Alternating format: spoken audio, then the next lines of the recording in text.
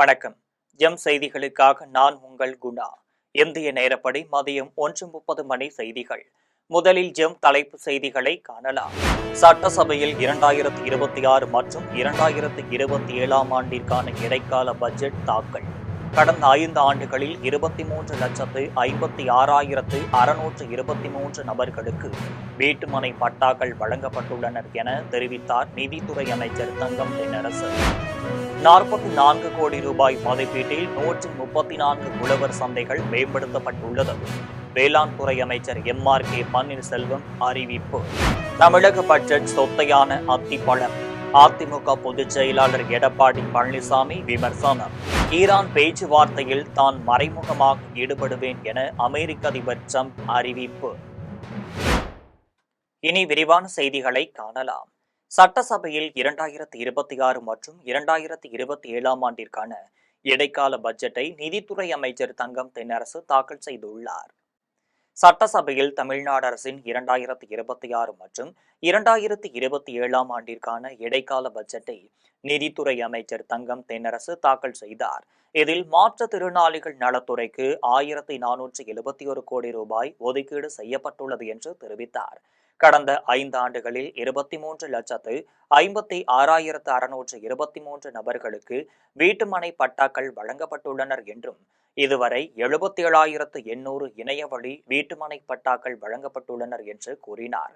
நவீன மின்னணு நில அளவை கருவிகளை பயன்படுத்தி நிகழ்நேர இயற்பியல் தொழில்நுட்பத்தின் அடிப்படையில் மறுநில அளவை பணி கிருஷ்ணகிரி, நீலகிரி மற்றும் கன்னியாகுமரி ஆகிய 3 மாவட்டங்களில் மேற்கொள்ளப்பட்டு வருகிறது என்றார்.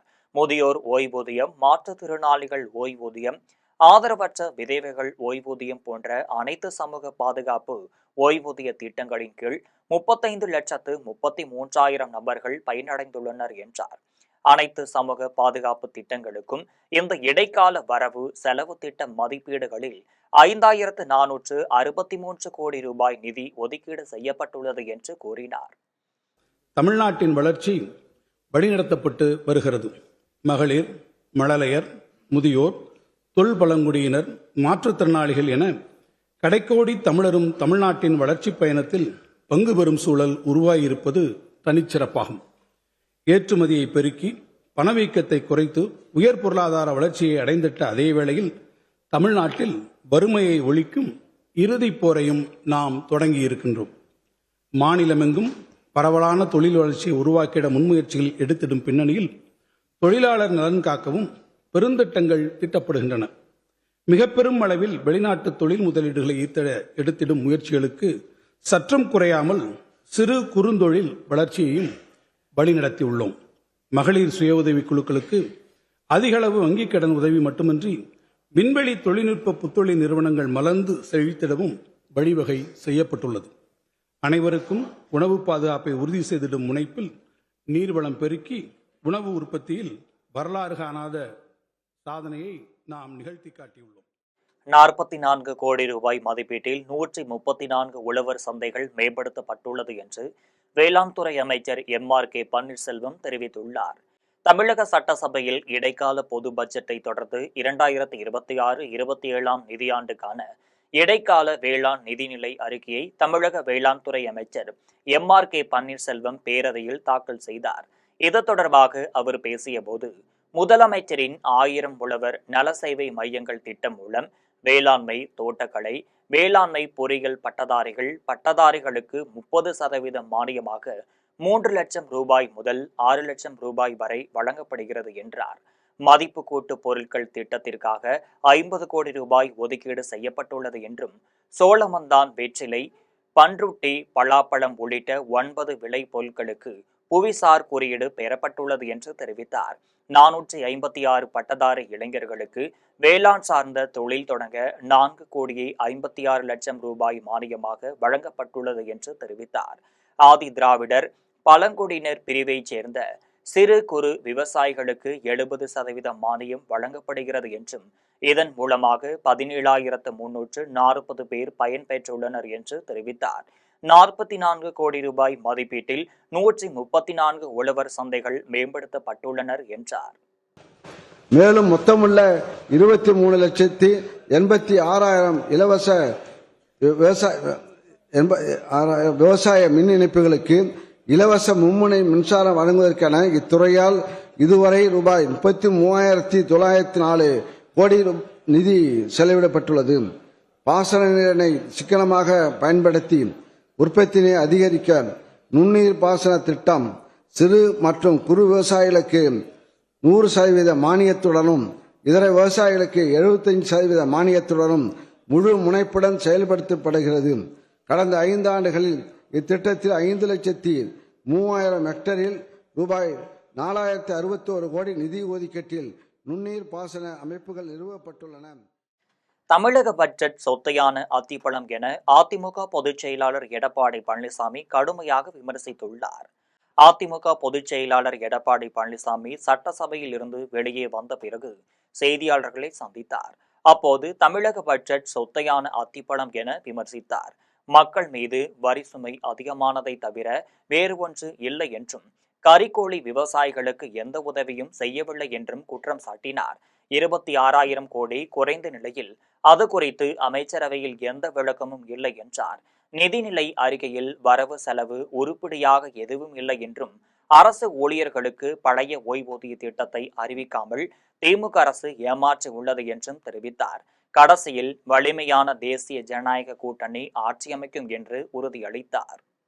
நாங்கள் கவன ஈர்ப்பு கொண்டு வந்து இந்த அரசுடைய கவனத்தை கொண்டு வந்தோம். அப்படி கொண்டு வந்தோம். இந்த அரசு அந்த கறிக்கோழி வளர்க்கின்ற அந்த விவசாயிகளுக்கு எந்த உதவியும் செய்யல, எந்த நடவடிக்கை எடுக்கல. இன்றைக்கு அந்த கறிக்கோழி கொள்முதல் செய்கின்ற அந்த நிறுவனத்திற்கு தான் இவர்கள் உதவியாக இருக்காங்க.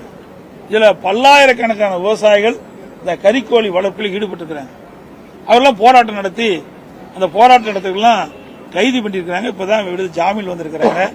அதெல்லாம் ஒரு சாதாரண விவசாய குடும்பத்தை சேர்ந்தவர்கள். இது அவருடைய வாழ்வாதாரம். இந்த கறிக்கோழி வளர்த்தி தான் குடும்பத்தை நடத்த வேண்டிய சூழ்நிலை இருக்கின்ற காரணத்தினால இன்றைக்கு அதனுடைய கறிக்கோழி வளர்க்கின்ற பொழுது அதனுடைய செலவு அதிகரித்து விட்டது. அது புள்ளிவிவரமா கொடுக்கறாங்க. அதற்கு உண்டான தொகையை அதிகரித்து தான் கேட்கிறாங்க. ஈரான் பேச்சுவார்த்தையில் தான் மறைமுகமாக ஈடுபடுவேன் என்று அமெரிக்க அதிபர் ட்ரம்ப் தெரிவித்துள்ளார். ஈரான் அமெரிக்கா இடையே அணுசக்தி ஒப்பந்தம் தொடர்பாக இரு நாடுகள் பேச்சுவார்த்தை நடத்தி வருகின்றனர். இந்த நிலையில் அமெரிக்க அதிபர் டொனால்டு ட்ரம்ப் செய்தியாளர்களை சந்தித்து பேசினார். அப்போது பேசிய அவர், ஜெனீவாவில் ஈரானுக்கும் அமெரிக்காவிற்கும் இடையே அணுசக்தி ஒப்பந்தம் தொடர்பாக நடைபெற இருக்கும் பேச்சுவார்த்தைகளில் தான் மறைமுகமாக ஈடுபடுவேன் என்று தெரிவித்தார்.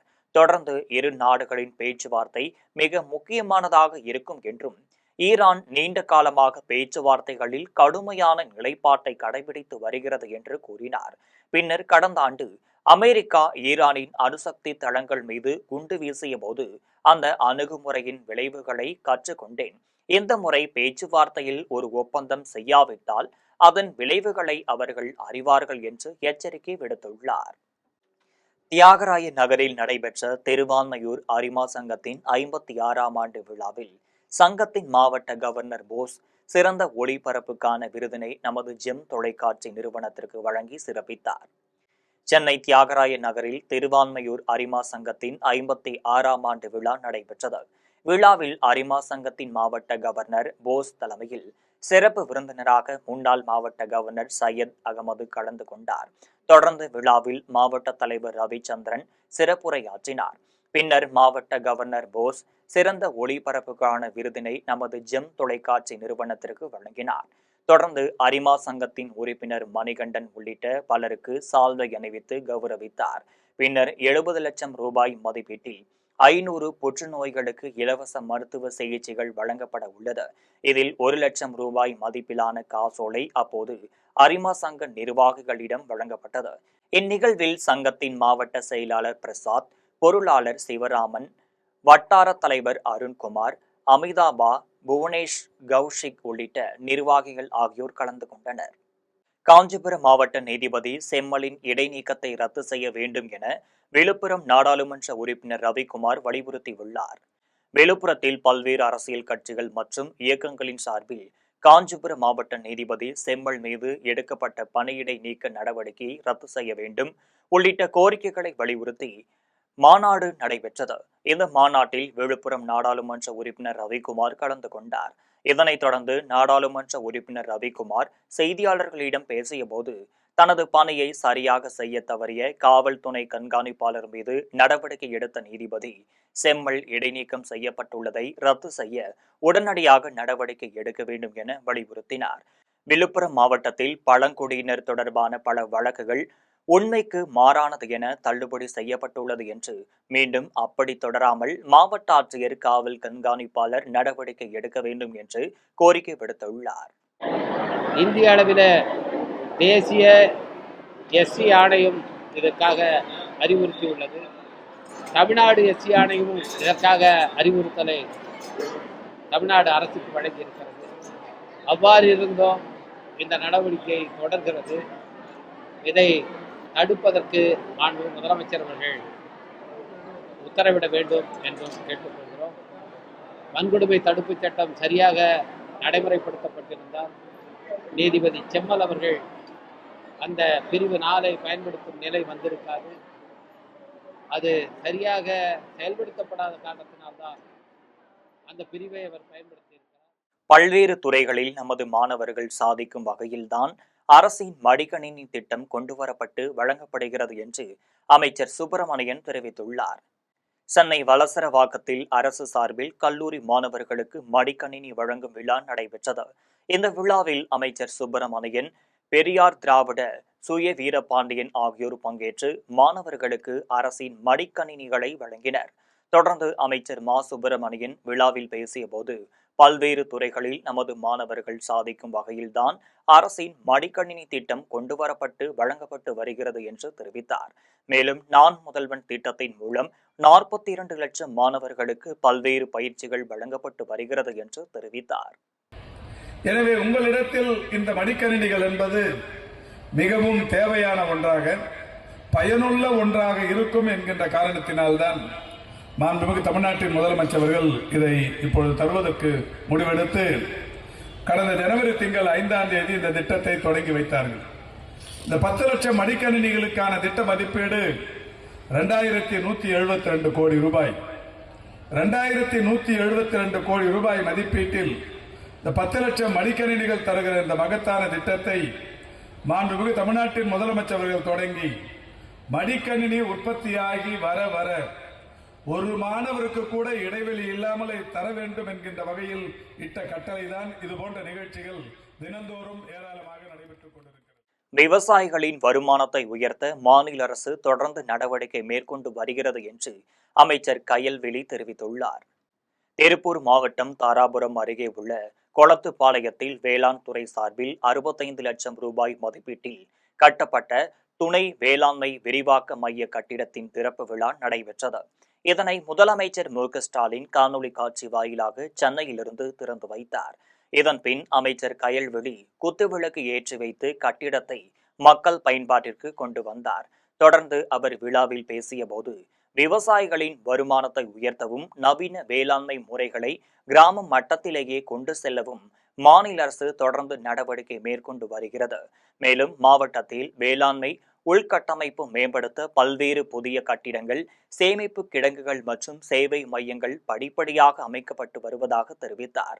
இதில் திமுக மாவட்ட செயலாளர் பத்மநாபன், கிழக்கு ஒன்றிய செயலாளர் துரைசாமி, பேரூராட்சி தலைவர் சுதா, துறை சார்ந்த அதிகாரிகள் ஆகியோர் கலந்து கொண்டனர். தாராபுரத்தில் நடைபெற்ற சமுதாய வளைகாப்பு விழாவில் கர்ப்பிணி பெண்களுக்கு சீர்வரிசை அறுசுவை உணவு வழங்கப்பட்டது. திருப்பூர் மாவட்டம் தாராபுரத்தில் மகளிர் உரிமைத்துறையின் சார்பில் கர்ப்பிணி பெண்களுக்கு சமுதாய வளைகாப்பு விழா நடைபெற்றது. இதில் அமைச்சர் கயல்விழி கலந்து கொண்டு கர்ப்பிணி பெண்களுக்கு 16 வகையான சீர்வரிசை பொருட்களை வழங்கினார்.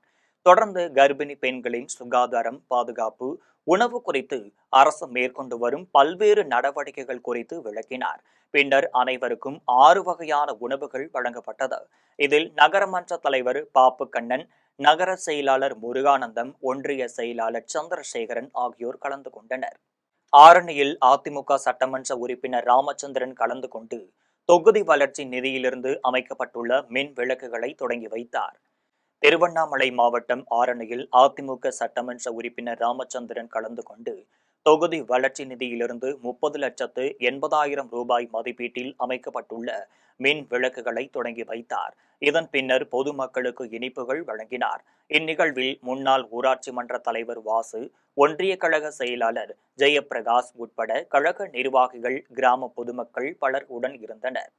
லாஸ்பேட்டையில் கால்பந்து போட்டியில் சட்டமன்ற உறுப்பினர் வைத்தியநாதன் கலந்து கொண்டு வெற்றி பெற்றவர்களுக்கு பரிசுகள் வழங்கினார்.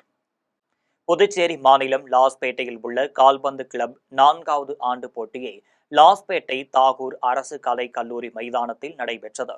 இதில் மூத்த உறுப்பினர்கள் சிவா, தாமோதரன், மிக்கேல், ஆல்வின், சிவமணி மற்றும் மதியழகன் ஆகியோர் தலைமை வகித்தனர். இப்போட்டியில் சிறப்பு விருந்தினராக சட்டமன்ற உறுப்பினர் வைத்தியநாதன் கலந்து கொண்டு இறுதிப் போட்டியை தொடங்கி வைத்து வெற்றி பெற்றவர்களுக்கு பரிசுகள் வழங்கினார். இக்கூட்டத்தில் சட்டமன்ற உறுப்பினர் வைத்தியநாதன் பேசிய போது, இளைஞர்களிடையே நல்ல குணம், தலைமை தத்துவ குணங்கள், உயர்ந்த மட்டங்களை பிரதிநிதி தத்துவப்படுத்தும் இது போன்ற போட்டிகளில் தொடர்ந்து பங்கேற்க வேண்டும் என்று தெரிவித்தார். இந்நிகழ்வில் விளையாட்டு வீரர்கள் உட்பட பலர் கலந்து கொண்டனர். சோளிங்கர் அருகில் புதிதாக கட்டப்பட்ட அரசு கலைக்கல்லூரியின் திறப்பு விழா நடைபெற்றது. ராணிப்பேட்டை மாவட்டம் சோளிங்கரில் உள்ள மேல் வெங்கடாபுரம் ஊராட்சியில் புதிதாக கட்டப்பட்ட அரசு கல்லூரியை முதலமைச்சர் மு.க.ஸ்டாலின் சென்னையிலிருந்து காணொலி காட்சி வாயிலாக திறந்து வைத்தார். தொடர்ந்து கட்டிடத்தை பயன்பாட்டிற்கு கொண்டு வரும் நிகழ்ச்சியில் மாவட்ட ஆட்சியர் தலைவர் சந்திரகலா, சட்டமன்ற உறுப்பினர் முனிரத்தினம் ஆகியோர் தலைமையில் அமைச்சர் காந்தி பங்கேற்று குத்துவிளக்கு ஏற்றி வைத்து கட்டிடத்தை பயன்பாட்டிற்கு கொண்டு வந்தார். மேலும் மாணவர்களுக்கு இனிப்புகள் வழங்கி கல்லூரியில் 10க்கு மேற்பட்ட மரக்கன்றுகளை நட்டு வைத்தார். இதில் ஊராட்சி மன்ற தலைவர் பாபு, கவுன்சிலர் கிருஷ்ணமூர்த்தி, வடக்கு ஒன்றிய செயலாளர் செல்வம் ஆகியோர் கலந்து கொண்டனர். அதிமுக ஆட்சியில் கட்டப்பட்ட கல்லூரியை தமிழக முதலமைச்சர் தற்போது ஸ்டிக்கர் ஒட்டிக்கொண்டு திறந்து வைக்கிறார் என்று அதிமுக சட்டமன்ற உறுப்பினர் ரவி குற்றம் சாட்டியுள்ளார். ராணிப்பேட்டை மாவட்டம் சோளிங்கரில் உள்ள மேல் வெங்கடாபுரம் ஊராட்சியில் புதிதாக கட்டப்பட்ட அரசு கல்லூரியின் திறப்பு விழா நடைபெற்றது. இதனை முதலமைச்சர் காணொலி வாயிலாக திறந்து வைத்ததை அடுத்து அமைச்சர் காந்தி திறந்து வைத்தார். இதன் பின் சட்டமன்ற உறுப்பினர் ரவி பங்கேற்று குத்துவிளக்கு ஏற்றி வைத்து திறந்து வைத்தார். தொடர்ந்து அவர் அனைவருக்கும் இனிப்புகளை வழங்கினார். பின்னர் அவர் செய்தியாளர்களை சந்தித்து பேசினார். அப்போது பேசிய அவர், அதிமுக ஆட்சியில் கட்டப்பட்ட இந்த கல்லூரியை தமிழக முதல்வர் தற்போது ஸ்டிக்கர் ஒட்டிக்கொண்டு திறந்து வைக்கிறார் என்று குற்றம் சாட்டினார். மேலும் இந்த கல்லூரியை திறப்பதற்கு திமுக அமைச்சர் காந்திக்கு தகுதியில்லை எனவும், இந்த கல்லூரி வருவதற்கு முழு காரணம் எடப்பாடியாரும் அதிமுக ஆட்சியும் தான் என்று தெரிவித்தார். அரசு மற்றும் கலை மற்றும் அறிவியல் கல்லூரியை துவங்கிட ஆணை பிறப்பித்து உடனடியாக ஒரு தனியார் கட்டடத்திலே சோளிங்கர் நகரிலே துவங்கப்பட்டது. அதற்கு பிறகு இந்த அரசு கலை மற்றும் அறிவியல் கல்லூரிக்கு உடனடியாக கட்டிடம் கட்டுவதற்கு அண்ணன் எடப்பாடியார் அவர்கள் 9.25 கோடி நிதி ஒதுக்கீடு செய்து அரசாணை பிறப்பித்தார்கள். அரசாணை பிறப்பித்து டெண்டருக்கும் ஆணையிட்டார்கள். அதன் பிறகு ஆட்சி மாற்றம் ஏற்பட்டுவிட்டது. டி.ஆர். பாலு மீது புதிய அவதூறு வழக்கு தொடர இருக்கிறேன் என்று முன்னாள் பாஜக மாநில தலைவர் அண்ணாமலை தெரிவித்துள்ளார். முன்னாள் பாஜக மாநில தலைவர் அண்ணாமலை 2023ஆம் ஆண்டு ஏப்ரல் 14ஆம் தேதி திமுக கோப்புகள் என்ற பெயரில் திமுக அமைச்சர்கள் பலரின் சொத்து விவரங்களை செய்தியாளர்களிடம் வெளியிட்டார். இதில் திமுக நாடாளுமன்ற உறுப்பினர் டி.ஆர். பாலு, அமைச்சர் டி.ஆர்.பி. ராஜா மற்றும் அவரின் குடும்பத்தாருக்கு 10,000 கோடி ரூபாய் இருப்பதாக தெரிவித்தார். இது தொடர்பாக டி.ஆர். பாலு தன்னுடைய பெயருக்கும் தன்னுடைய குடும்பத்தினருக்கும் களங்கம் ஏற்படுத்தியதால் சென்னை சைதாப்பேட்டை நீதிமன்றத்தில் அண்ணாமலை மீது அவதூறு வழக்கு தொடர்ந்தார். இந்த நிலையில் இந்த வழக்கு மீண்டும் விசாரணைக்கு வந்தது. அப்போது டி.ஆர். பாலுவை அண்ணாமலை நேரடியாக குறுக்கு விசாரணை செய்தார். இதையடுத்து வெளியே வந்த அண்ணாமலை செய்தியாளர்களை சந்தித்து பேசினார். அப்போது பேசிய அவர், RS பாரதி வராத காரணத்தால் வருகின்ற ஏப்ரல் 7ஆம் தேதியில் மீண்டும் விசாரணை நடைபெறும் என்றார். தொடர்ந்து டி.ஆர். பாலு மீது தான் சுமத்தி இருக்கும் குற்றம் மீது தனக்கு நம்பிக்கை இருக்கிறது என்றும், இதனால் டி.ஆர். பாலு மீது புதிய அவதூறு வழக்கு தொடர இருக்கிறேன் என்று தெரிவித்தார். பாரதிய ஜனதா கட்சியினுடைய தலைவர்கள் எல்லோரும் இன்று சைதாப்பேட்டை நீதிமன்றத்தில் முன்னாள் அமைச்சர் திரு டி.ஆர். பாலு அவர்கள் என் மீது தொடரப்பட்ட இந்த அவதூறு வழக்கில் இன்று நேரடியாக நான் இந்த சம்பந்தப்பட்ட வழக்கில் கடந்த ஒரு 3 மணி நேரமாக திரு டிஆர் பாலு அவர்களே நேரடியாக குறுக்கு விசாரணை செய்வதற்கு ஒரு வாய்ப்பு கிடைத்தது. உலகெல்லாம் மூத்த மொழியான தமிழ் மொழிக்கு மத்திய அரசின் நிதி ₹1 கூட இல்லை என தமிழக வாழ்வுரிமை கட்சியின் தலைவர் வேல்முருகன் குற்றம் சாட்டியுள்ளார். கோவை சுங்கத்தில் தமிழக வாழ்வுரிமை கட்சி சார்பில் மாற்றுக் கட்சியினர் இணையும் விழா நடைபெற்றது. இதில் கட்சியின் தலைவர் வேல்முருகன் முன்னிலையில் மாற்றுக் கட்சியினர் இணைந்தனர். தொடர்ந்து அவர் செய்தியாளர்களை சந்தித்து பேசினார். அப்போது பேசிய அவர், மற்ற கட்சிகள் எல்லாம் கூட்டணி குறித்து பேச்சுவார்த்தை நடத்தி வருகிறார்கள். ஆனால் நாங்கள் எங்கள் கட்சியின் உட்கட்டமைப்புகளை பலப்படுத்தி வருவதாக தெரிவித்தார். பின்னர் தமிழகத்தில் பாஜக கால் ஊன்றுவதற்கு வாய்ப்பில்லாத பக்குவப்பட்ட சமதர்ம பூமிதான் தமிழக நிலம் என கூறினார். தொடர்ந்து பாஜக வல்லபாய் பட்டேலுக்கு 2000 கோடி செலவு செய்து சிலை வைப்பார்கள், மத வழிபாட்டு தலங்களுக்கு கோடிக்கணக்கான நிதியை ஒதுக்குகிறார்கள். ஆனால் உலகெல்லாம் மூத்த மொழியான தமிழ் மொழிக்கு மத்திய அரசின் நிதி ₹1 கூட இல்லை என குற்றம் சாட்டினார். யார் கூட்டணி பேரம் பேசிட்டு இருக்கா? மற்ற கட்சிகள்லாம் கூட்டணி குறித்து அவர்கள் பேச்சுவார்த்தை தொடங்கி கொண்டிருக்கிறார்கள். நாங்கள் எங்கள் கட்சியினுடைய உள்கட்டமைப்புகளை பலப்படுத்துகிற பணிகளில் நாங்கள் இருந்து வருகிறோம்.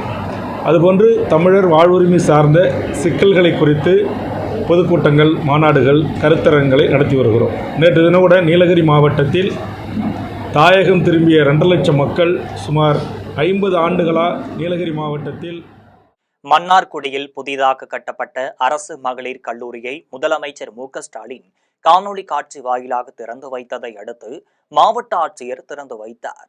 திருவாரூர் மாவட்டம் மன்னார்குடியில் உள்ள ஆசிரியர் பயிற்சி நிறுவனத்தில் புதிதாக கட்டப்பட்ட அரசு மகளிர் கல்லூரியை முதலமைச்சர் மு.க.ஸ்டாலின் காணொலி காட்சி வாயிலாக சென்னையிலிருந்து திறந்து வைத்தார். இதன்பின் மாவட்ட ஆட்சியர் மோகனச்சந்திரன், முன்னாள் மாவட்ட ஊராட்சி தலைவர் தலையாமங்கலம் பாலு, ஒன்றிய குழு முன்னாள் துணைத் தலைவர் தன்ராஜ் ஆகியோர் கலந்து கொண்டு குத்துவிளக்கேற்றி வகுப்புகளை திறந்து வைத்தனர். கடலூரில் உள்ள சி. முட்லூர் அரசு கலைக் கல்லூரியில் அடிக்கல் நாட்டு விழா நடைபெற்றது. கடலூர் மாவட்டம் சி. முட்லூர் அரசு கலைக் கல்லூரியில் ₹7,80,00,000 மதிப்பீட்டில் கூடுதல் வகுப்பறைகளின் கட்டிடம் கட்டும் பணியினை முதலமைச்சர் மு.க.ஸ்டாலின் காணொலி காட்சி வாயிலாக அடிக்கல் நாட்டினார்.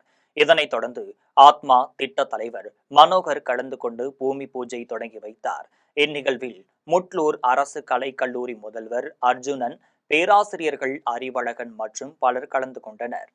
சமீபத்தில் ₹5,000 வழங்கப்பட்டிருப்பது பட்டியலின மக்களுக்கான பிரத்யேக நிதியிலிருந்து மாற்றப்பட்டுள்ளது என புதிய தமிழகம் கட்சி தலைவர் கிருஷ்ணசாமி குற்றம் சாட்டியுள்ளார். கோவையில் புதிய தமிழகம் கட்சி தலைவர் கிருஷ்ணசாமி செய்தியாளர்களை சந்தித்து பேசினார். அப்போது சமீபத்தில் ₹5,000 வழங்கப்பட்டிருப்பது பட்டியலின மக்களுக்கான பிரத்யேக நிதியிலிருந்து மாற்றப்பட்டுள்ளது என குற்றம் சாட்டினார். SCP திட்டத்தின் அடிப்படை நோக்கத்தை தமிழக அரசு முழுமையாக சிதைத்துள்ளது என்றும் இதுகுறித்து மத்திய அரசு உரிய நடவடிக்கை எடுக்க வேண்டும் என்றும் வலியுறுத்தினார். தமிழக வெற்றிக் கழகம் கட்சி கூட்டத்திற்கு வெயில் அதிகமாக இருக்கும் நேரத்தில் அரசு மற்றும் காவல்துறை அனுமதி வழங்கியது நியாயமல்ல என்று அவர் கண்டனம் தெரிவித்துள்ளார். கலைஞர் மகளிர் உரிமை திட்டம் என்ற பெயரில் கடந்த 2.5 ஆண்டுகளாக வழங்கி வரப்படக்கூடிய மாதந்தோறும் ₹1000 நிதியை பிப்ரவரி மாதம், மார்ச், ஏப்ரல் ஆகிய 3 மாதங்களுக்கு தலா ₹1000 என 3000ம், கோடைகால சிறப்பு தொகை என 2000 சேர்த்து ₹5000, ₹1,31,00,000 மகளிருடைய கணக்கிலே வரவு வைக்கப்பட்டிருப்பதாக தமிழ்நாடு முதலமைச்சர் அவர்கள் அறிவித்தார். மயிலாடுதுறையில் உள்ள தருமபுரம் ஞானாம்பிகை அரசினர் மகளிர் கல்லூரியின் முன்பு கல்லூரி கௌரவ விரிவுரையாளர்களும் மாணவர்களும் போராட்டத்தில் ஈடுபட்டதால் பெரும் பரபரப்பு ஏற்பட்டது. மயிலாடுதுறை மாவட்டம் தருமபுரம் ஞானாம்பிகை அரசு மகளிர் கல்லூரி முன்பு கல்லூரி கௌரவ விரிவுரையாளர்கள் சார்பில் தொடர் காத்திருப்பு ஆர்ப்பாட்டம் நடைபெற்றது. கௌரவ விரிவுரையாளர்கள் வகுப்புகளை புறக்கணித்து பல்கலைக்கழக மானியக் குழு அறிவித்துள்ள ஊதியத்தை வழங்க வேண்டும் என்பது உள்ளிட்ட பல்வேறு கோரிக்கைகளை வலியுறுத்தி ஆர்ப்பாட்டத்தில் ஈடுபட்டனர். இதில் மாணவர்களும் பங்கேற்று ஆர்ப்பாட்டத்தில் ஈடுபட்டதால் பெரும் பரபரப்பு ஏற்பட்டது. தேனியில் கர்ப்பிணி பெண்ணை காவல்துறையினர் சந்திக்க விடாததால் பெண்ணின் பெரியப்பா மருத்துவமனை முன்பு மண்ணெண்ணெயை ஊற்றி தீக்குளிக்க முயன்றதால் அப்பகுதியில் பெரும் பரபரப்பு ஏற்பட்டது. தேனி மாவட்டம் ஆண்டிப்பட்டி அருகே பந்துவார்பட்டி கிராமத்தைச் சேர்ந்தவர்கள் ரவிச்சந்திரன், சிவசத்யா தம்பதியினர். இவர்களின் வீட்டிற்கு செல்லும் பொதுப்பாதை தொடர்பாக அதே பகுதியைச் சேர்ந்த திமுக நிர்வாகியான ஜெயராஜ், தனசேகர் மற்றும் முத்தீஸ்வரன் ஆகியோருடன் பிரச்சனை நிலவி வந்த நிலையில் இரு தரப்புக்கும் வாக்குவாதம் ஏற்பட்டது. அப்போது ஜெயராஜ், தனசேகர் உள்ளிட்டோர் கர்ப்பிணி பெண் சிவசத்யாவை கீழே தள்ளியதாக கூறப்படுகிறது. இதில் பிரசவ வலி ஏற்பட்டு சிவசத்யா தேனி அரசு மருத்துவமனையில் உள்ள பிரசவ வார்டில் அனுமதிக்கப்பட்டார். இதையடுத்து மருத்துவர் கொடுத்த தேதிக்கு 10 நாட்களுக்கு முன்பாகவே அறுவை சிகிச்சை மூலம் குழந்தை பிறந்துள்ளது. இந்த நிலையில் தன்னை கீழே தள்ளிய ஜெயராஜ், தனசேகர் மற்றும் முத்தீஸ்வரன் ஆகியோர் மீது கானா விளக்கு காவல்துறையினரிடம் புகார் அளித்தனர்.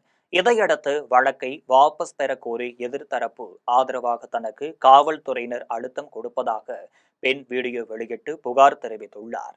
இதையடுத்து கர்ப்பிணி பெண்ணை சந்திக்க விடாததால் பெண்ணின் பெரியப்பா மருத்துவமனை பிரசவ வார்டின் முன்பு மண்ணெண்ணெயை ஊற்றி தீக்குளிக்க முயன்றதால் பெரும் பரபரப்பு ஏற்பட்டது. நான் தேனி அரசு பொது மருத்துவமனையில் அட்மிட் ஆகி 5 நாள் ஆச்சு.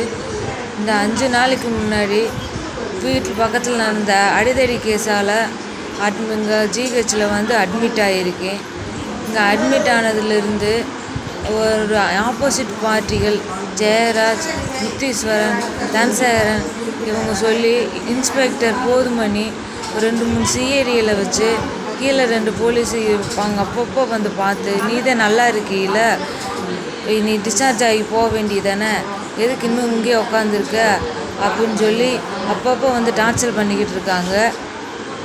அப்பப்போ டார்ச்சர் பண்ணுறது பார்த்தாம இப்போ எங்கள் சொந்தக்காரங்க யார் வந்தாலும் பார்க்க விட மாட்டேன்றாங்க.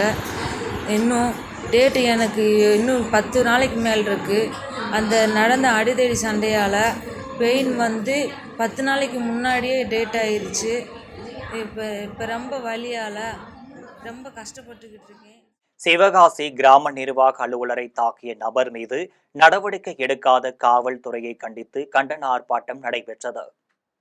சிவகாசி கிராம நிர்வாக அலுவலர் மற்றும் உதவியாளர் தாக்கப்பட்டதை அடுத்து தாக்குதல் நடத்தியவர் மீது நடவடிக்கை எடுக்காத சிவகாசி காவல்துறையை கண்டித்து தமிழ்நாடு கிராம நிர்வாக அலுவலர் மற்றும் ஊழியர் சங்கத்தினர் ஆர்ப்பாட்டத்தில் ஈடுபட்டனர். இதில் வட்ட தலைவர் செந்தில், மாவட்ட ஒருங்கிணைப்பாளர் சசிகுமார், மாவட்ட தலைவர் ஆதிகேசவன், மாநில துணைத் தலைவர் துரைராஜ், வட்ட தலைவர் கோகுல் உள்ளிட்ட நிர்வாகிகள் கலந்து கொண்டு குற்றவாளியை உடனே கைது செய்ய வலியுறுத்தி முழக்கமிட்டனர். இந்த ஆர்ப்பாட்டத்தில் அப்பகுதியில் பெரும் பரபரப்பு ஏற்பட்டது. பந்தலூரில் மக்களின் நீண்ட நாள் கோரிக்கை ஏற்று துணை மின் நிலையம் அமைப்பதற்கு அமைச்சர் கோவிசெலியன் அடிக்கல் நாட்டி பணிகளை தொடங்கி வைத்தார்.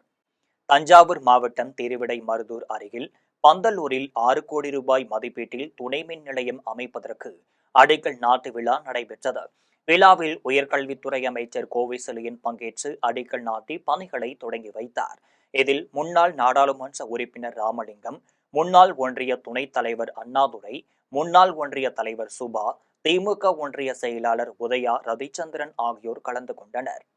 திருவிடைமருதூர் சட்டமன்ற தொகுதிக்குட்பட்ட ஆடுதுறையில் ரூபாய் 18 கோடி மதிப்பீட்டில் அரசு கலை கல்லூரி கட்டுவதற்கு முதலமைச்சர் மு.க.ஸ்டாலின் அடிக்கல் நாட்டி வைத்தார். திருவிடைமருதூர் சட்டமன்ற தொகுதியில் அரசு கலை கல்லூரி திறக்கப்பட வேண்டும் என்று இப்பகுதி மக்கள் நீண்ட நாட்களாக கோரிக்கை விடுத்து வந்தனர். மக்களின் கோரிக்கையை ஏற்று தமிழக முதலமைச்சர் மு.க.ஸ்டாலின் நடப்பு கல்வியாண்டில் திருவிடைமருதூரில் அரசு கலை கல்லூரி செயல்பட அனுமதி வழங்கினார். தற்காலிக கட்டிடத்தில் இயங்கி வரும் அரசு கலை கல்லூரிக்கு நிரந்தர கட்டிடம் கட்டும் வகையில் ஆடுதுறையில் ரூபாய் 18 கோடி மதிப்பீட்டில் 5 ஏக்கர் பரப்பளவில் புதிய அரசினர் கலை கல்லூரி கட்டுவதற்கு சென்னையில் தமிழக முதலமைச்சர் மு.க.ஸ்டாலின் அடிக்கல் நாட்டினார்.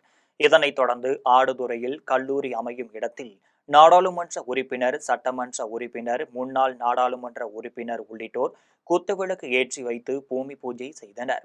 அப்போது விரைவில் கட்டுமான பணிகள் தொடங்கும் என தெரிவித்தனர். குன்றத்தூர் பகுதியில் செயல்படும் மாதா பல் மருத்துவக் கல்லூரி சார்பில் வாய் நலன் பாதுகாப்பின் முக்கியத்துவம் குறித்து விழிப்புணர்வு பேரணி நடைபெற்றது.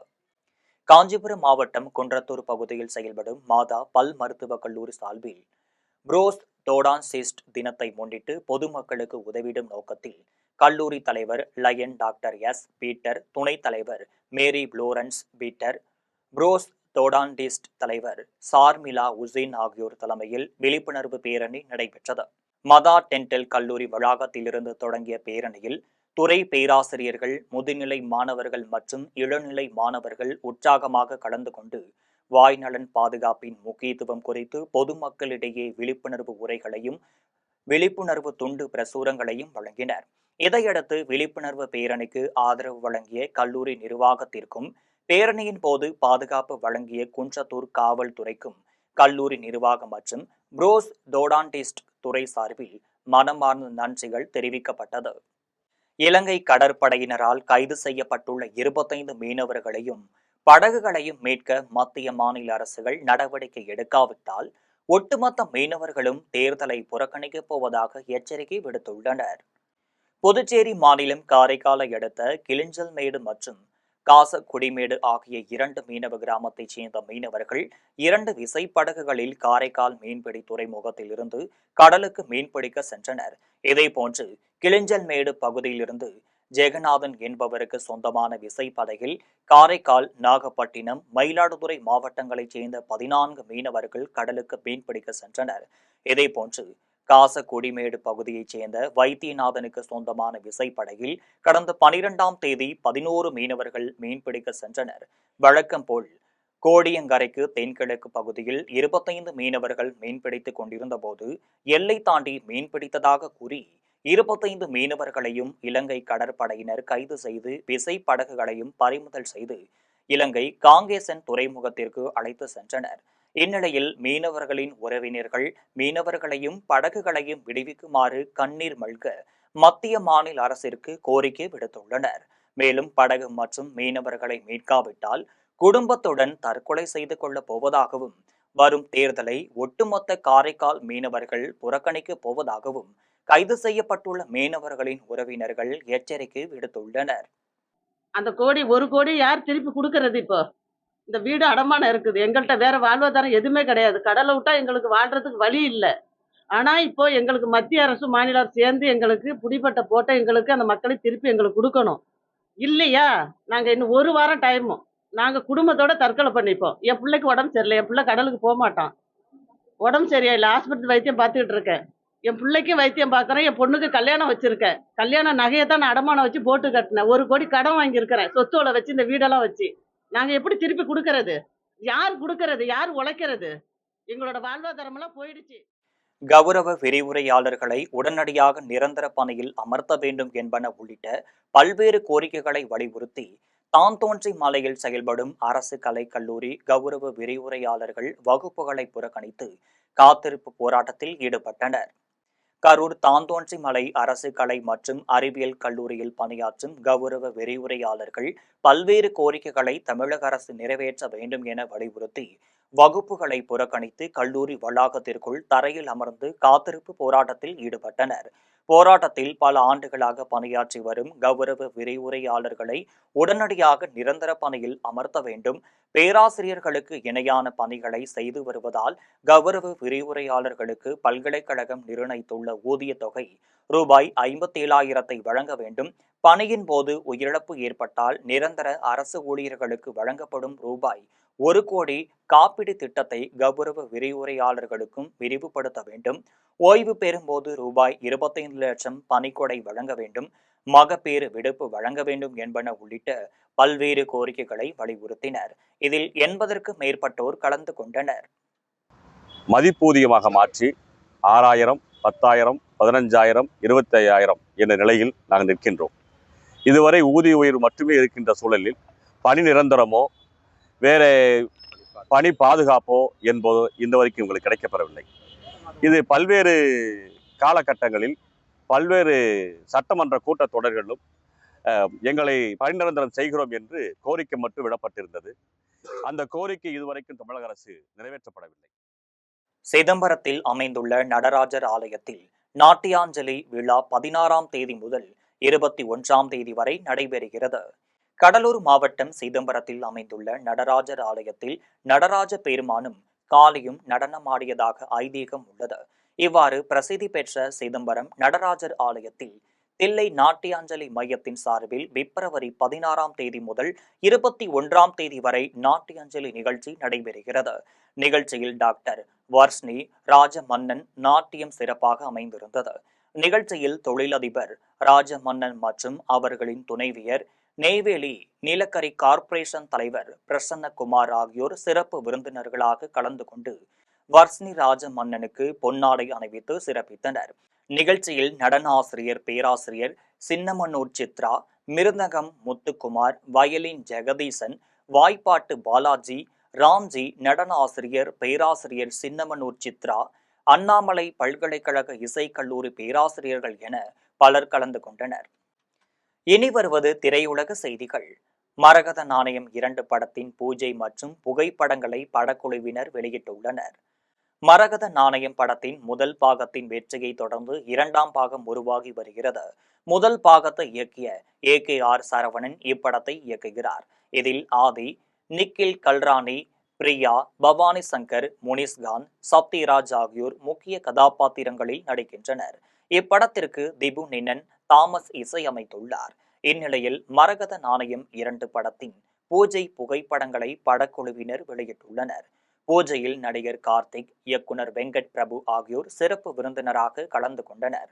மரகத நாணயம் படத்தின் முதல் பாகம் ரசிகர்களிடையே நல்ல வரவேற்பை பெற்ற நிலையில் இப்படத்தின் 2ஆம் பாகத்தின் மீதான எதிர்பார்ப்பு சினிமா ரசிகர்கள் மத்தியில் அதிகரித்துள்ளது.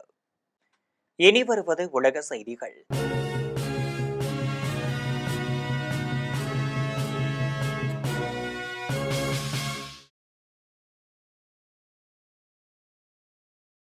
ஜெஃப்ரி எஸ்டீனுடன் தனக்கு எந்த தொடர்பும் இல்லை என்று அமெரிக்க அதிபர் ட்ரம்ப் தெரிவித்துள்ளார்.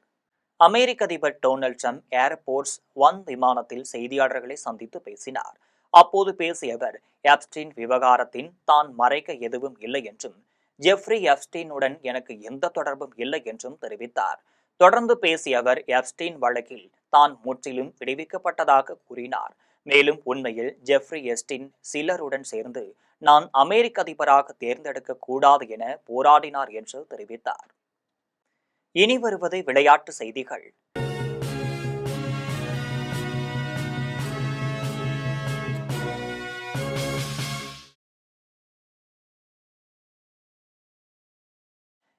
ஓவர் உலகக்கோப்பை கிரிக்கெட் தொடரின் 29வது போட்டியில் இத்தாலியை 24 ரன்கள் வித்தியாசத்தில் வீழ்த்தி இங்கிலாந்து அணி வெற்றி பெற்றது. கொல்கத்தாவின் ஈர்டன் கார்டனில் 20 ஓவர் உலக கோப்பை கிரிக்கெட் தொடரின் 29வது போட்டி நடைபெற்றது. இப்போட்டியில் இத்தாலி, இங்கிலாந்து அணிகள் மோதினர். இதில் டாஸ் வென்று பேட்டிங் தேர்வு செய்த இங்கிலாந்து அணி 20 ஓவரில் 7 விக்கெட் இழப்பிற்கு 202 ரன்கள் குவித்தது. இதையடுத்து 203 ரன்கள் எடுத்தால் வெற்றி என்ற இமாலய இலக்குடன் களம் இறங்கிய இத்தாலி அணி 20 ஓவரில் ஆல் அவுட் ஆகி 178 ரன்கள் மட்டுமே எடுத்தது. இதன் மூலம் இங்கிலாந்து அணி 24 ரன்கள் வித்தியாசத்தில் வெற்றி பெற்றது. இனி வருவது தங்கம், வெள்ளி மற்றும் பங்குச்சந்தை விலை நிலவரம்.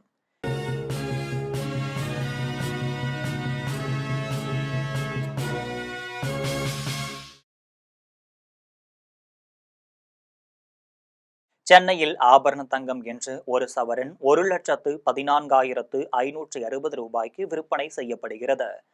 சென்னையில் இன்று ஆபரண தங்கத்தின் விலை கிராமிற்கு 120 ரூபாய் குறைந்து 14,320 ரூபாய்க்கு விற்பனை செய்யப்படுகிறது. மேலும் ஒரு சவரன் 960 ரூபாய் குறைந்து 1,14,560 ரூபாய்க்கு விற்பனை செய்யப்படுகிறது. 24 கேரட் தூய தங்கம் ஒரு சவரன் 1,24,976 ரூபாய்க்கு விற்பனை செய்யப்படுகிறது. மேலும் 1 கிராம் வெள்ளி 265 ரூபாய்க்கும் 1 கிலோ வெள்ளி 2,65,000 ரூபாய்க்கும் விற்பனை செய்யப்படுகிறது. இந்திய பங்குச் சந்தைகளில் வணிகம் இன்று உயர்வுடன் காணப்படுகிறது. மும்பை பங்குச்சந்தை பங்கு விலை குறியீட்டு எண் சென்செக்ஸ் 99 புள்ளிகள் அதிகரித்து 83,376 புள்ளிகளில் வணிகமாகிறது. தேசிய பங்குச்சந்தை பங்கு விலை குறியீட்டிய நிப்டி 70 புள்ளிகள் குறைந்து 25,682 புள்ளிகளில் வணிகமாகிறது. மீண்டும் ஜெம் தலைப்பு செய்திகள். சட்டசபையில் 2026 மற்றும் 2027 ஆண்டிற்கான இடைக்கால பட்ஜெட் தாக்கல். கடந்த 5 ஆண்டுகளில் 23,56,623 நபர்களுக்கு வீட்டுமனை பட்டாக்கள் வழங்கப்பட்டுள்ளனர் என தெரிவித்தார் நிதித்துறை அமைச்சர் தங்கம் தென்னரசு. 44 கோடி ரூபாய் மதிப்பீட்டில் 134 உழவர் சந்தைகள் மேம்படுத்தப்பட்டுள்ளது. வேளாண் துறை அமைச்சர் MRK பன்னீர்செல்வம் அறிவிப்பு. தமிழக பட்ஜெட் சொத்தையான அத்திப்பழம். அதிமுக பொதுச் செயலாளர் எடப்பாடி பழனிசாமி விமர்சனம். ஈரான் பேச்சுவார்த்தையில் தான் மறைமுகமாக ஈடுபடுவேன் என அமெரிக்க அதிபர் ட்ரம்ப் அறிவிப்பு. இத்துடன் ஜெம் செய்திகள் நிறைவடைகின்றன. மீண்டும் ஜெம் செய்திகள் மாலை 6 மணிக்கு. உடனுக்குடன் செய்திகளை காண gemlive.tv என்ற இணையதளத்தில் இணைந்திருங்கள். நன்றி, வணக்கம்.